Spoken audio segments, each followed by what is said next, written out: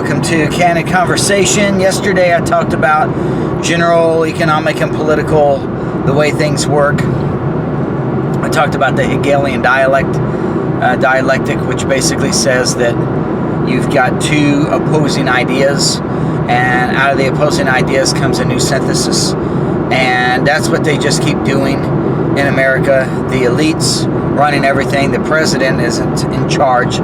He's just a puppet for the elites who run everything.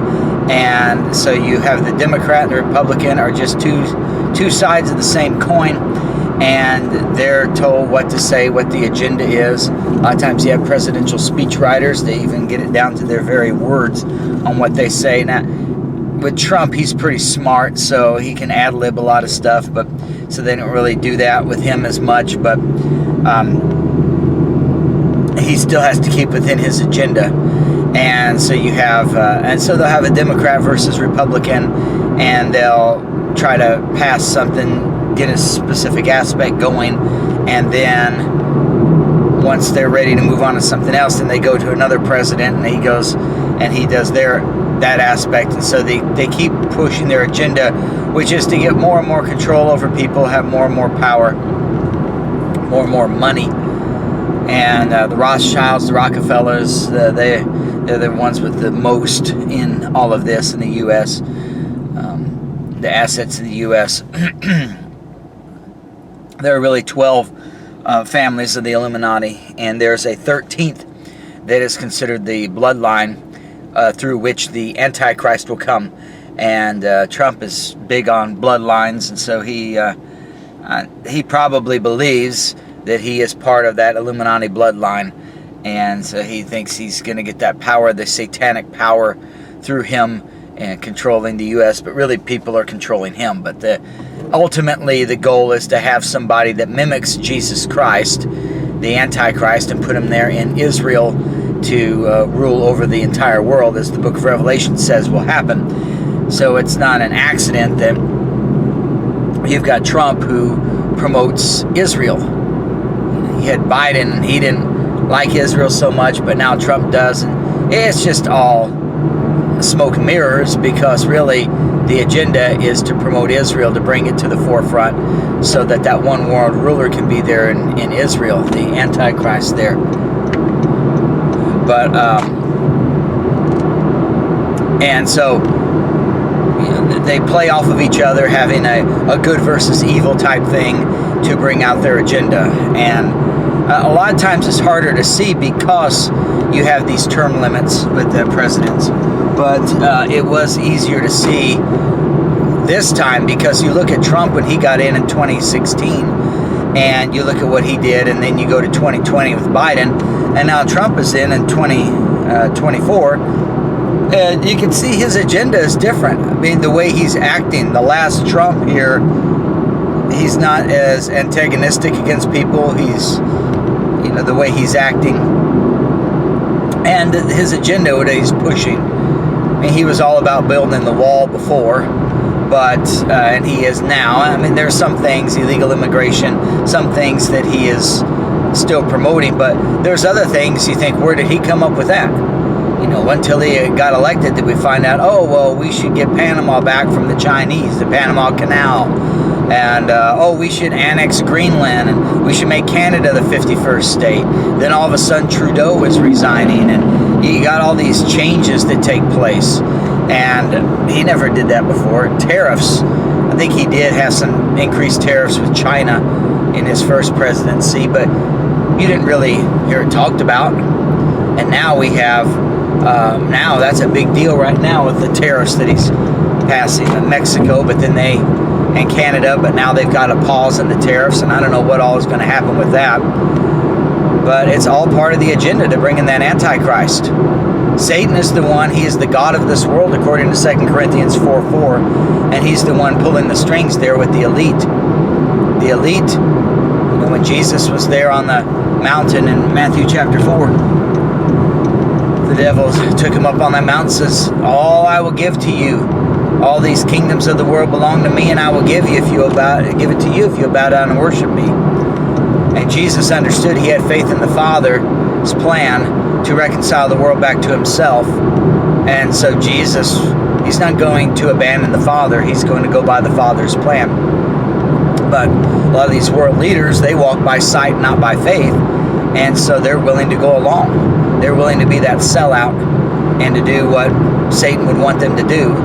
The elite with all the things that they do behind the scenes, the satanic sacrifices and child sacrifices and all the perverse things they do behind the scenes in their worship of the devil.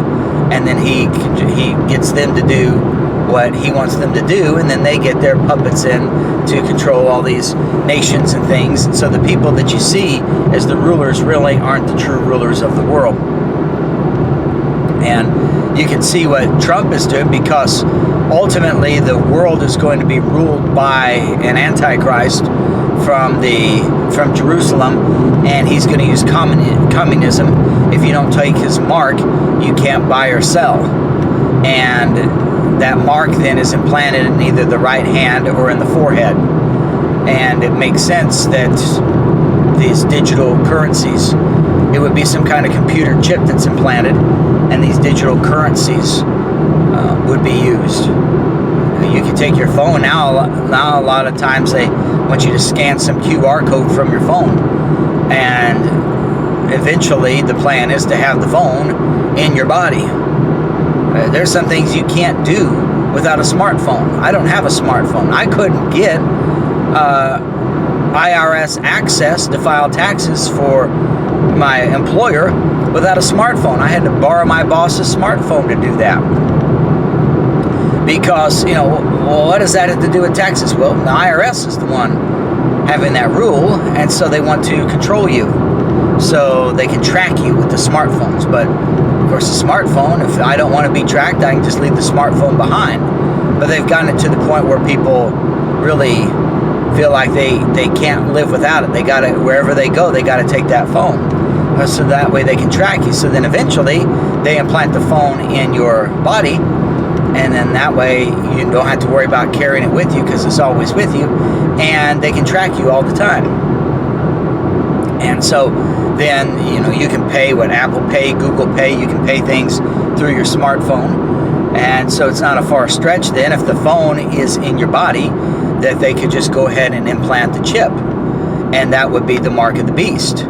Another big thing is identity theft, and if the only way that you can buy or sell is through digital currency, through a chip that's implanted in your forehead or in your right hand, well, then you've got the two together. See, the thing about identity theft is someone can take my name and create a credit card or a bank card or something, and is able to access it that way, and go to Walmart or the gas station and use that card.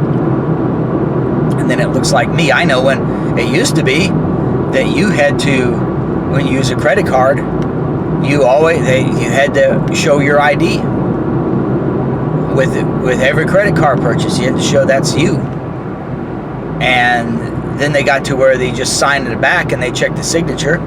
Well, I would sign the back and I would write on there check ID. So then that way they could see the signature on the back matches the signature on the form, and they would check my ID to make sure I'm really that person.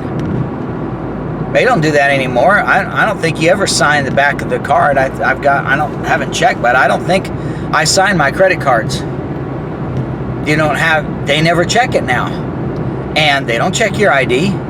You just put the card in the chip reader or tap it or whatever you do, and it just automatically charges it. So the link between what you look like, and the card has been gotten rid of. So now what they do is, so it's easier to do the identity theft thing. So then what they do is they make them one. I don't have to show an ID to show I'm who I say I am, if the only way I can get that chip is if it's implanted in me. So you can't remove that from me and put it in someone else. They have to have their own chip. And so it'll be in the name of security and safety that they will take that and that chip and implant it. And then that ends up being the mark of the beast. And what do you see Trump doing? He's all of a sudden promoting cryptocurrency. He's got his own company called Trump Truth Social Media, I think, or Trump Truth Media or something. And he's got his own media. He calls everything else fake news. And so then that way, if he's the president and he has his news, well, then only his news is the truth, according to him. And now he's really pushing cryptocurrency and digital. And so he's got that part there too. He didn't do that so much in his first administration. He was out there using Twitter. But then they banned it from Twitter. So then Elon Musk comes along. And, all of a sudden, Elon Musk was not around Trump one bit in that first term. Now it's like they're joined at the hip, Musk and Trump. And what do you see if you read Revelation chapter 13? You see that there is the last half of the tribulation period. Revelation 13 starts with the beast coming out of the sea. The sea being a type of Satan's realm. And so that second coming of the Antichrist is different from the first. The first one, he was a regional ruler in Israel. The second one, he is ruling the entire world. Trump is a type of that. His first presidency, he ruled the United States, but not all that well because he had so much opposition. And certainly he has opposition today, but for the most part, you got people going along with him that didn't before. All of a sudden, they're not fighting him as much. I know they're still fighting him, but they're not fighting him as much. They got to fight him some, so it's not obvious. And so now he has more control. He can do things. When the Antichrist comes that second time, when he resurrects from the sea, he institutes the mark of the beast.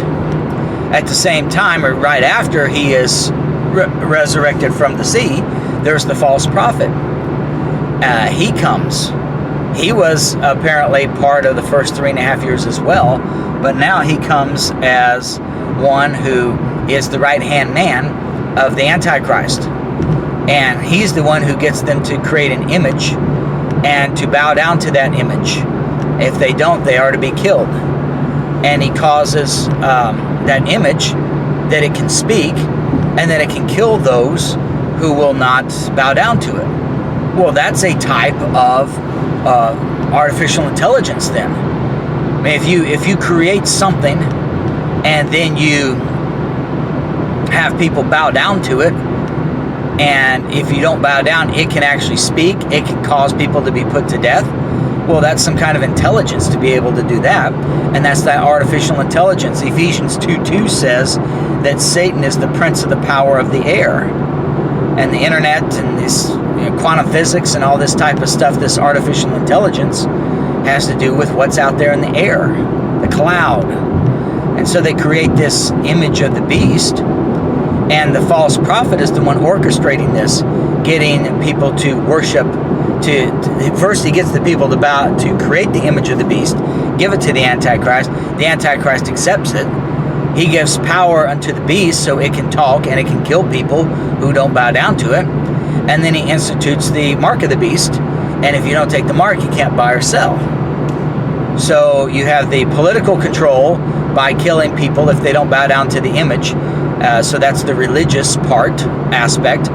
That's religious part mentioned in Revelation 17. And then you have the economic part, where if you don't take the mark, you can't buy or sell, and that's covered in Revelation 18. And it's the false prophet who leads that. The Antichrist didn't do that stuff in the first half of the tribulation period. We learned that the Antichrist understood dark sentences, and he was involved in black magic and all this, the satanic power there.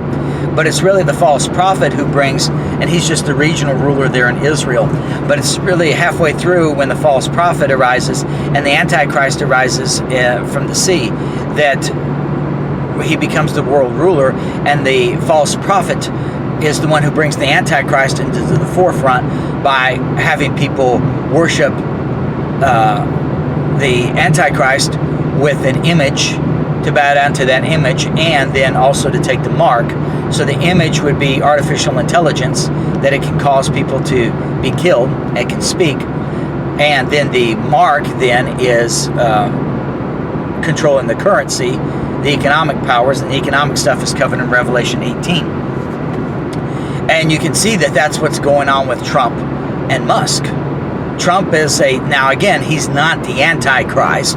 Musk is not the false prophet, but it is a type of it. As I mentioned yesterday, that when it comes to prophecy, there is always a fulfillment of prophecy, a near fulfillment, as a sign basically of what's going to come. If you have the ears to hear and the eyes to see, you can see what's going on and say, hey, that looks a lot like what the Bible talks about, but it's not quite there.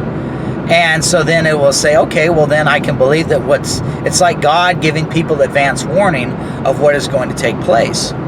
And that's what he's doing, I believe, with Trump and Musk. That at the second coming of Trump, now he is not just going to rule the U.S., but be one world ruler. Now, I don't know if they'll get to that point, because also all of this is God being long-suffering, in that he can extend times and things because he wants all people to be saved. So it doesn't mean that he is the last type of the Antichrist, because there are many types of Antichrist throughout history, through the Bible. Hitler was a good type as well. It doesn't mean Trump is the last type. God could be gracious and extend things. You don't know. But as we talked about last time, if the dispensation of grace lasts 2,000 years, we're pretty close to that time. And so, in my opinion, Trump is going to be the final one who is a type of the Antichrist. That he is that last trump, that we will go up in the rapture, right around 2030, and then you've got the resumption of Israel's program. So you've got with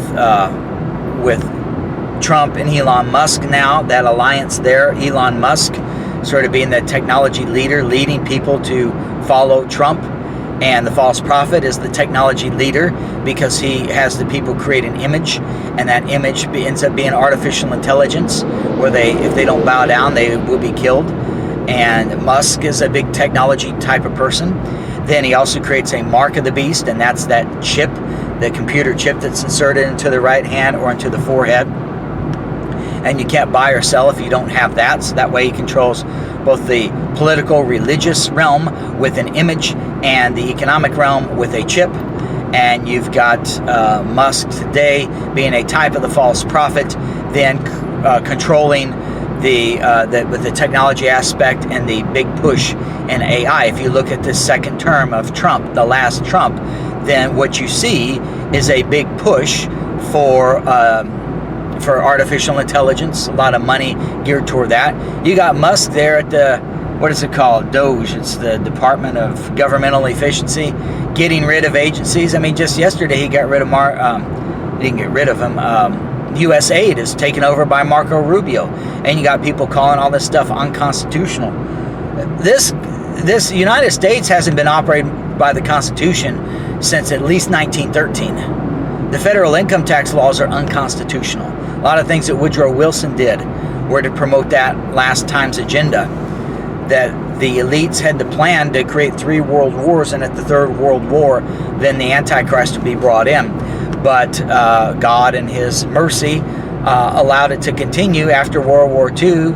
They set up the United Nations. They set up Israel as a nation, 1945, and they're ready to bring in the Antichrist to sit on that throne, and God slams the brakes on it, and here we are 80 years later in World War III, and that coming to the Antichrist hasn't happened yet. So, it could be delayed again. And, maybe this is not, Trump and Musk are not the last ones to mimic the Antichrist and the false prophet. But if I'm correct that Hosea 6:1 and 2 references a 2,000-year period of the dispensation of grace, then I believe they would be those types. And you can see the technology now.